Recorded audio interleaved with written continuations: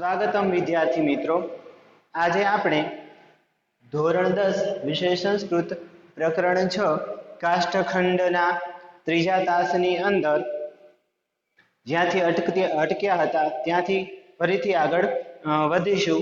છેલ્લા બે તાસની અંદર આપણે પાઠથી પરિચિત થયા, એના વિષય વસ્તુને જાણ્યું, એ ઉપરાંત એના એક એક શબ્દના ગુજરાતી અર્થ, અઘરા શબ્દોના અર્થ મેં બોર્ડ ઉપર લખીને તમને દર્શાવેલા, જે તમે નોંધ્યા હશે। ત્યાર પછીના તાસમાં એક એક પંક્તિ અને એક એક ફકરાનો અનુવાદ છે એ કર્યો। હવે આજે આખા ફકરાનો તો અનુવાદ થઈ ગયો, આખા પાઠનો એક વખત અનુવાદ, અને એના પછી એ પાઠમાંથી જે પ્રકારના પ્રશ્નો પૂછાય છે એ પ્રશ્નો છે એ કઈ રીતે પૂછાય છે અને કેવી રીતે એ લખવા એના વિશે થોડી ચર્ચા કરીશું। પણ એ પહેલા એક સુવિચાર કવિ દલપતરામના કાવ્યની પંક્તિઓ છે।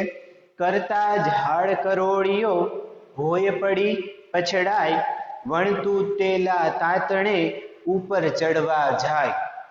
એની અંદર કહે છે કે કરોળિયો ઝાડ કરવા માટે વારંવાર પ્રયત્ન કરે અને પાછો ભોય એટલે ધરતી ઉપર પડે અને પછડાય, પણ એનો તાતણો છે એ એની ઝાડ સાથે જોડાયેલો હોય, એટલે તૂટ્યા વગરનો તાતણો છે એના ઉપર ચડીને ફરીથી પાછો એ પ્રયત્ન કરવા માંડે અને અંતે પોતાનું આખું ઝાડું છે એ તૈયાર કરી નાખે છે।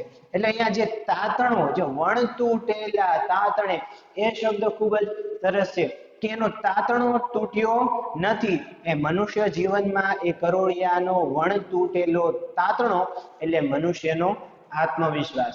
એ કે કામ કરતી વખતે આપણને અનેક નિષ્ફળતાઓ મળે તો એનાથી હારી જવાનું નથી, પણ આપણો જે વિશ્વાસ છે, આત્મવિશ્વાસ છે, એને બુલંદ રાખી, એને અતૂટ રાખી અને એની મદદથી ફરીથી એ કામ પૂરું ન થાય ત્યાં સુધી મહેનત છે એ શરૂ રાખવા માટે આપણે પ્રયત્નો કરી અને એ કામ પૂર્ણ કરી અને સફળતા પ્રાપ્ત કરવાની છે।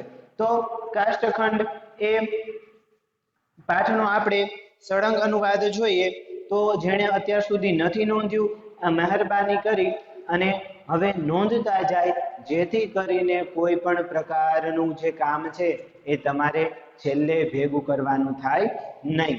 ફકરો પહેલો, ગંગા નદીને કાંઠે એક ગુરુ શિષ્યની સાથે ફરતા હતા।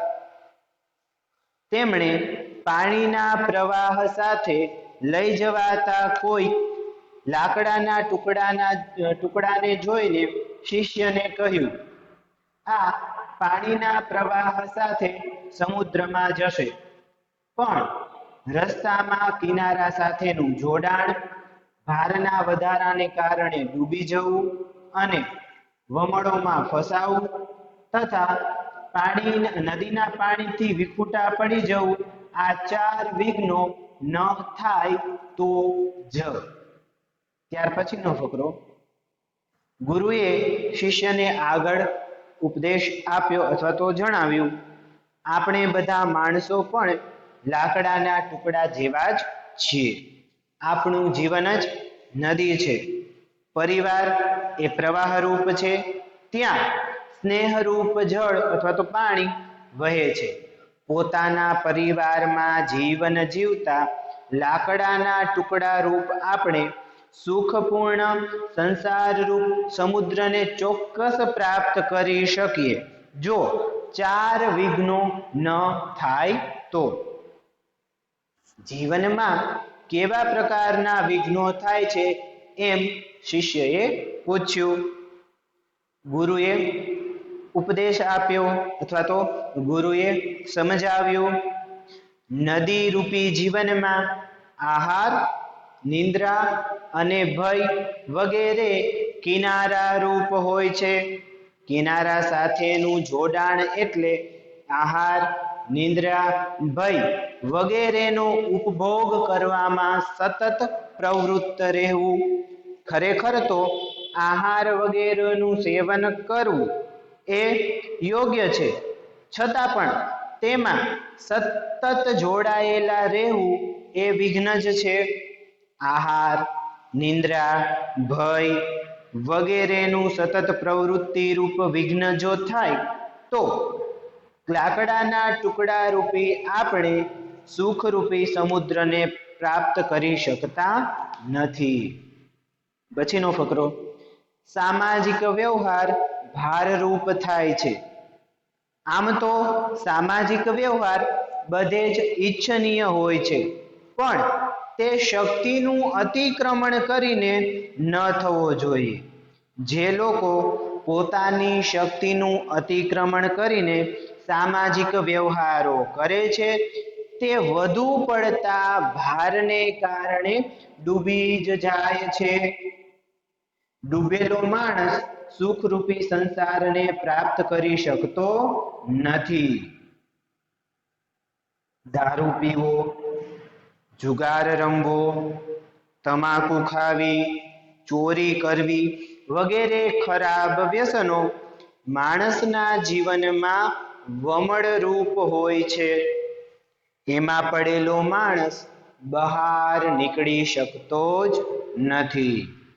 આથી તેમાં પતન જ ન થાય તે પ્રકારના પ્રયત્નો સતત કરવા જોઈએ. જે માણસો વ્યસનોમાં પડેલા છે તેઓ તરતા હોવા છતાં એક જ જગ્યાએ ચારે તરફ ફર્યા કરે છે. તેઓની પ્રગતિ અટકી જાય છે. તેથી તેઓ સુખ વગેરે રૂપી સંસાર સમુદ્રને પ્રાપ્ત કરી શકતા નથી. પરિવારથી વિખૂટા પડવું એ જ નદીના જળથી વિયોગ. સામાન્ય રીતે પરિવારમાં રહીને જ આપણે સંસાર રૂપી સમુદ્રને પ્રાપ્ત કરવા સક્ષમ બનીએ છીએ.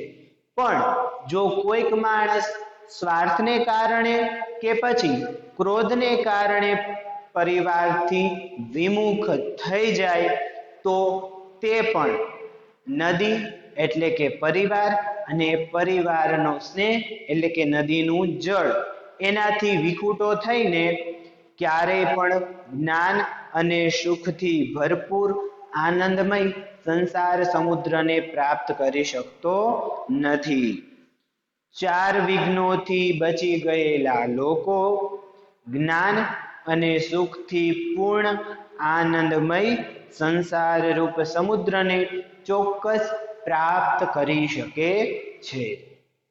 વિદ્યાર્થી મિત્રો, અહીં આપણે પાઠ નંબર 6 નો સંપૂર્ણ અનુવાદ છે એ અનુવાદ સમજવાનો પ્રયત્ન કર્યો. હવે આપણે જે વિષયની ચર્ચા કરવા જઈ રહ્યા છીએ એ તમને જણાવું તો આપણે પ્રકરણની શરૂઆતમાં જ કહેલું કે 2 માર્કની અંદર ટૂંકનોંધ પૂછાય છે. ટૂંકનોંધ છે એ 2 ગુણમાં પૂછાય છે. બરોબર છે? તો આ જે પાઠ છે કાષ્ઠખંડ એની અંદરથી 4 પ્રકારની ટૂંકનોંધ અથવા તો 4 પ્રકારના મહત્વના પ્રશ્નો નીકળે છે. એ 4 મહત્વના પ્રશ્નો કે ટૂંકનોંધ એટલે આ પાઠની અંદર વર્ણવવામાં આવેલા 4 વિઘ્નો છે એ. એટલે 4 વિઘ્નો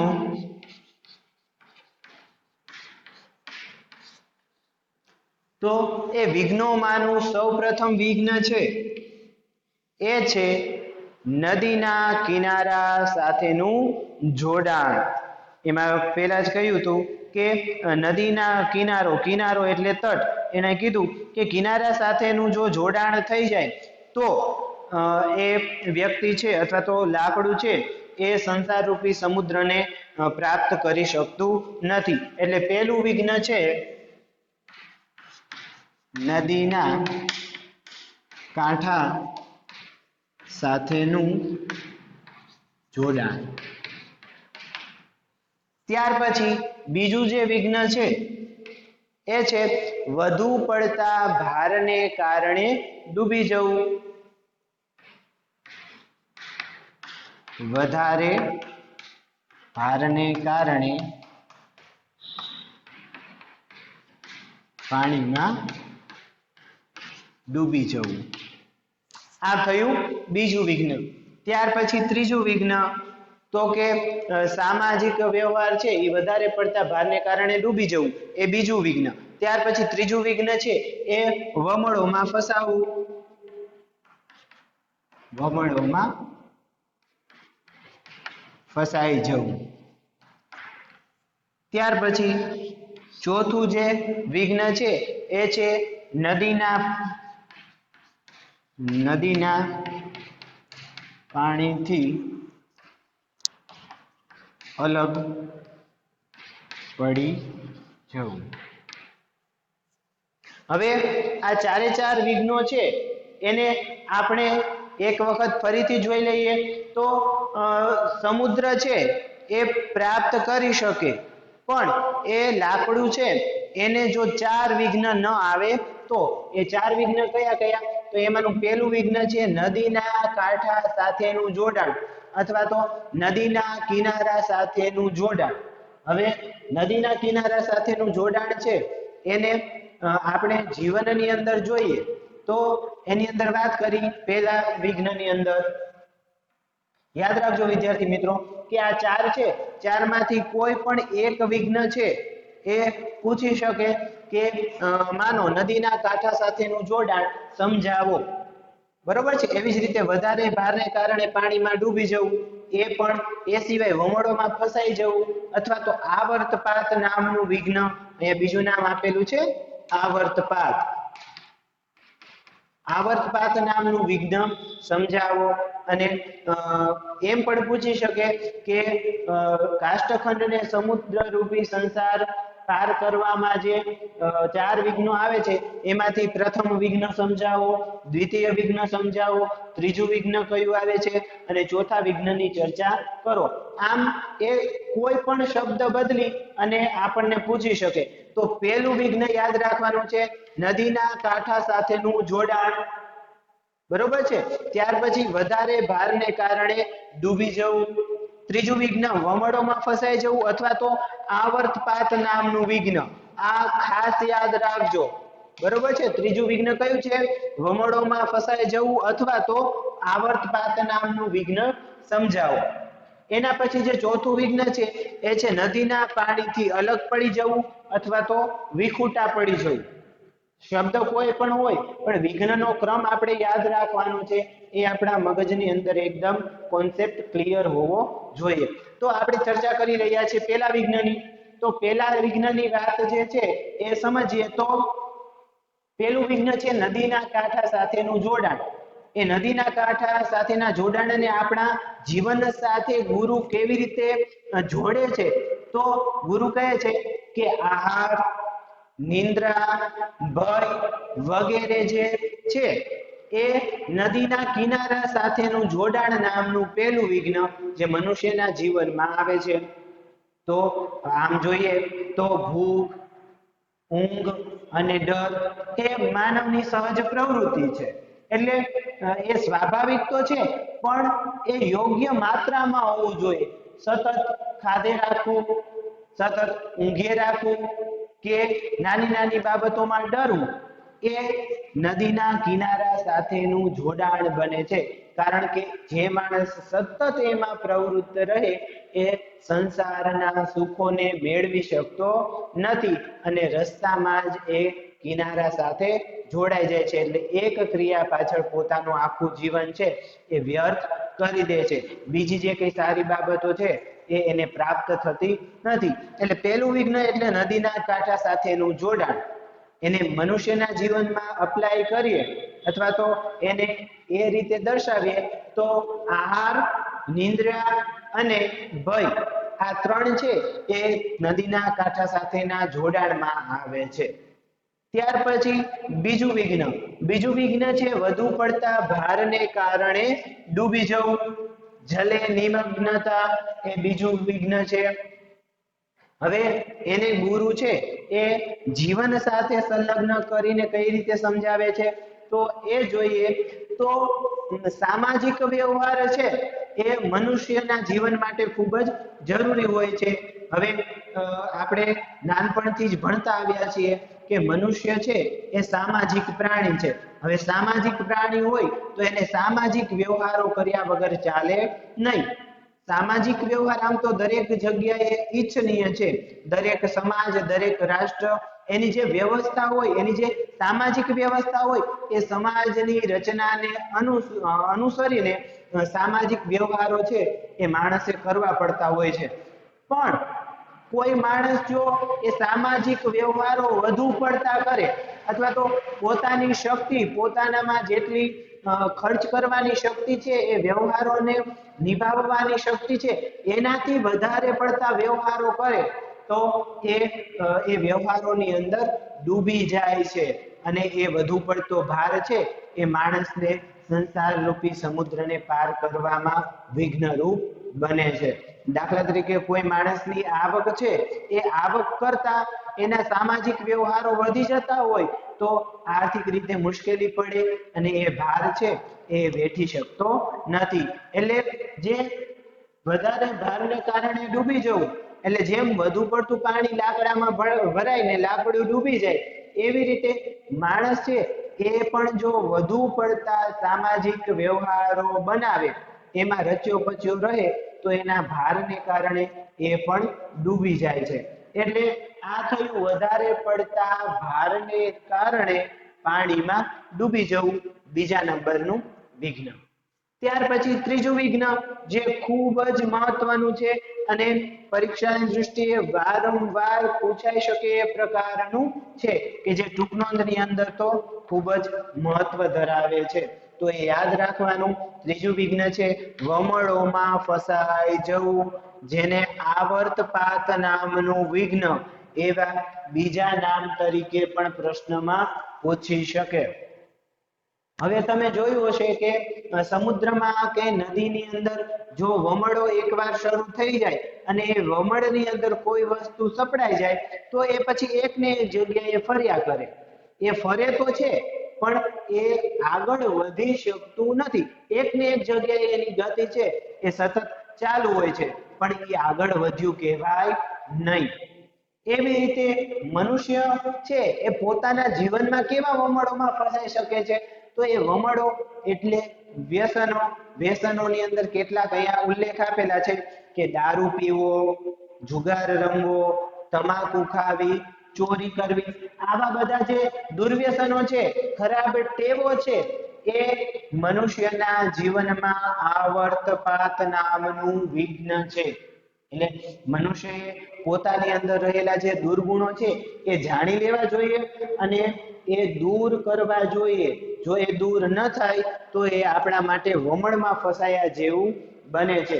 એટલે ફરી એક વખત વ્યસનોમાં ફસાયેલો માણસ છે એ ફરતો હોવા છતાં, શું કીધું કે વમળમાં ફસાય છે, વમળની સાથે ફરે છે, પણ એક જ જગ્યાએ ફરતો હોવાને કારણે એ પ્રગતિ કરી શકતો નથી. એની પ્રગતિ જે છે એ એક જ જગ્યાએ અટકી જાય છે. એટલે પ્રગતિ અટકી જાય તો જીવનમાં આગળ વધી શકે નહીં. એટલે એને વ્યસનો રૂપી વમળમાં ફસાયા કહેવાય. તો આવો માણસ છે એ ક્યારેય પણ સુખરૂપી સંસાર છે એ સંસાર સમુદ્રને પ્રાપ્ત કરી શકતો જ નથી. કારણ કે આ એક એવું વિઘ્ન છે જે અત્યારના સમયે પણ અઢળક યુવાનોને પોતાના જીવનની અંદર પ્રગતિ કરતા અટકાવે છે. એટલે કોઈ પણ પ્રકારનું ખરાબ વ્યસન છે, ખરાબ આદત છે, એ વમળોમાં ફસાયા ગણાય. આવર્તપાત નામનું વિઘ્ન ગણાય, જે માણસને ઘણું બધું મથતા હોવા છતાં, મહેનત કરતા હોવા છતાં એક જ જગ્યાએ એની પ્રગતિને અટકાવીને રાખે છે, આગળ વધવા દેતું નથી. એટલે મનુષ્યએ વ્યસનોમાં, આવર્તપાત નામના વિઘ્નમાં ફસાવી જ નહીં. કોઈ પણ કારણે એમાં આપણો પ્રવેશ જ ન થાય એ પ્રકારના સતત પ્રયત્નો કરતા રહેવું જોઈએ. કારણ કે ઘણી વખત એવું બને કે આપણે એમાંથી બચવાના પ્રયત્નો ન કરીએ, આપણે જાગૃત ન રહીએ તો અજાણતા જ એ વ્યસન છે એની અંદર આપણે સપડાઈ જતા હોઈએ છીએ એટલે એક નાનકડો એવો છેદ છે એ પણ દિવાલને તોડવા માટે કાફી થઈ જાય એવી રીતે એક નાનકડા વ્યસનની શરૂઆત અજાણતા જ થયેલી હોય એ પણ આપણને ખૂબ જ મોટી મુશ્કેલીમાં નાખી શકે છે એટલે આ થયું આપણું ત્રીજું અને મહત્વનું વિઘ્ન વમોડોમાં ફસાઈ જવું એટલે આ વર્તપાત બંને એક જ છે એ ભૂલાય નહીં એનું ધ્યાન રાખવાનું છે ત્યાર પછી ચોથું જે વિઘ્ન છે એ છે નદીના પાણીથી અલગ પડી જવું એટલે નદીના પાણીથી વિખૂટા પડી જવું હવે નદીના પાણીથી વિખૂટા પડવું એ માણસના જીવનમાં કેવી રીતે અનુસંધાન આપે છે ગુરુ પોતાના શિષ્યને ચર્ચા વખતે તો જે માણસ પોતાના પરિવારથી વિમુખ થઈ જાય એ પછી ક્રોધના કારણે હોય કે પછી કોઈ સ્વાર્થને કારણે હોય તો પરિવારથી વિમુખ થયેલો વિખૂટો થયેલો માણસ છે એ પણ પોતાના સ્વાર્થને કારણે પોતાના પરિવાર એટલે કે નદીમાંથી જલ નદીનું પાણી છે એ પરિવારમાં સ્નેહરૂપ ગણાય છે તો એનાથી વિમુખ થઈ જવાને કારણે એનાથી વંચિત રહે છે અને એ વંચિત રહેવાને કારણે એ પોતાના જીવનમાં પ્રગતિ કરી શકતા નથી કારણ કે પરિવાર છે એ પહેલા જ કહ્યું એમ કે આપણા માટે નદીરૂપ છે એ નદીનો જે પ્રવાહ છે એ પરિવારનો પ્રેમ છે હવે જે માણસને પરિવારનો પ્રેમ જ ન મળે એ માણસ જીવનમાં કોઈ પણ જાતની પ્રગતિ કરી શકે નહીં અને આવો જે માણસ છે એ પોતાના જીવનમાં આગળ વધી નથી શકતો એટલે કે સંસાર રૂપી સમુદ્રને પ્રાપ્ત કરી શકતો નથી કારણ કે સમુદ્ર સુધી પહોંચવું હોય તો નદીના પ્રવાહની સાથે વહેવું જરૂરી છે હવે નદીના પાણીથી જે જો વિખૂટું પડી જાય તો પછી એને કોઈ પણ શક્યતા નથી કે એ સમુદ્ર સુધી જઈ શકે એટલે પરિવારથી વિમુખ પણ કોઈ માણસે થવું જોઈએ નહીં કારણ કે આપણે પહેલા જ કહ્યું કે મનુષ્ય એ સામાજિક પ્રાણી છે સમાજ કુટુંબ એ એના માટે ખૂબ જ જરૂરી છે એ એની પ્રગતિને વેગ આપે છે હવે જો એનાથી જ વિખૂટા પડી જઈએ તો એ યોગ્ય બાબત નથી જે અહીં નદીના પાણીથી વિખૂટા પડી જવું એ નામનું ચોથું વિઘ્ન બને છે આપણે ચારે ચાર વિઘ્ન છે એની ટૂંકમાં ચર્ચા કરી હવે એ જોઈએ તો આપણને 2 માર્કના પ્રશ્નની અંદર પૂછાય કે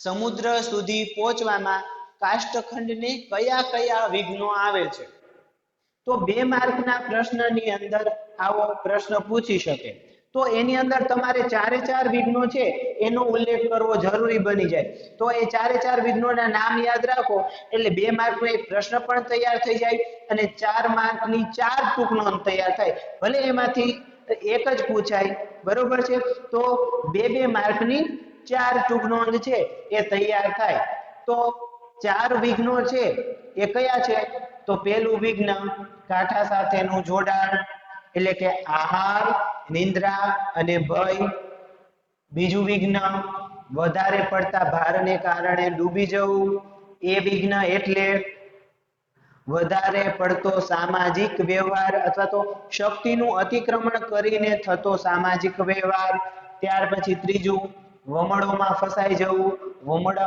જવું એટલે આવર્તપાત એટલે મનુષ્યના જીવનના દુર્ગુણો અથવા તો ખરાબ વ્યસનો જેની અંદર દારૂ પીવો જુગાર રમવો તમાકુ ખાવી ચોરી કરવી વગેરે જે દુર્ગુણો છે અથવા તો ખરાબ વ્યસનો છે એ વમળોમાં ફસાઈ જવા રૂપ આવર્તપાત નામનું ત્રીજું વિઘ્ન ગણાય છે હવે ઘણી વખત એવું બને કે વ્યસનોમાં ફસાઈ જવું એના જે વ્યસનો છે એ પોતાની રીતે લખવાનો પ્રયત્ન કરતા હોય છે તો બને ત્યાં સુધી પાઠને અનુરૂપ જે વ્યસનો આપેલા છે એ જ લખવા તો વધારે સારું રહેશે આમ તો કોઈ પણ વ્યસનમાં ફસાવવું સારું નથી એટલે કોઈ પણ લખો તો ચાલે પણ પાઠની અંદર જે આપણને વર્ણવેલા છે એ લખાય તો આપણા જે પાઠ છે એને અનુકૂળ રહેશે. એટલે આવર્તપાત નામનું ત્રીજું વિઘ્ન વ્યસનોમાં ફસાવું એ ખૂબ જ મહત્વનું છે. ત્યાર પછી ચોથું વિઘ્ન નદીના પાણીથી વિખૂટા પડી જવું અથવા તો અલગ થઈ જવું, એટલે પરિવારથી ક્રોધને કારણે અથવા તો સ્વાર્થને કારણે એનાથી અલગ થવું એ ચોથું વિઘ્ન બને છે. એટલે પ્રશ્ન 2 માર્કમાં પૂછાય કે 4 વિઘ્નો કયા કયા, તો એ ચારે 4 વિઘ્નો અહીં લખીને મેં તમને દેખાડ્યા, તમે તમારી નોંધ પોથીમાં નોંધી લીધા હશે. પછી આપણે ચર્ચા કરી એક એક વિઘ્નની. હવે ચારે 4 વિઘ્ન છે એને ક્રમમાં યાદ રાખવાના છે, કારણ કે એમ કે પહેલું વિઘ્ન વર્ણવો, તો તમને યાદ હોવું જોઈએ કે પહેલું વિઘ્ન એટલે નદીના કાંઠા સાથેનું જોડાણ. નદીના કાંઠા સાથેનું જોડાણ એટલે આહાર, નિંદ્રા અને ભય. આ થયું પહેલું વિઘ્ન. ત્યાર પછી બીજું વધુ પડતા ભારને કારણે ડૂબી જવું, એ છે બીજું વિઘ્ન. બીજું વિઘ્ન એટલે વધુ પડતો સામાજિક વ્યવહાર, એ સામાજિક વ્યવહાર એ વધારે પડતો ભાર, એ બીજું વિઘ્ન. ત્યાર પછી ત્રીજું વિઘ્ન વમળોમાં ફસાઈ જવું. વમળોમાં ફસાઈ જવું એને જ આવર્તપાત નામનું ત્રીજું વિઘ્ન કહે છે.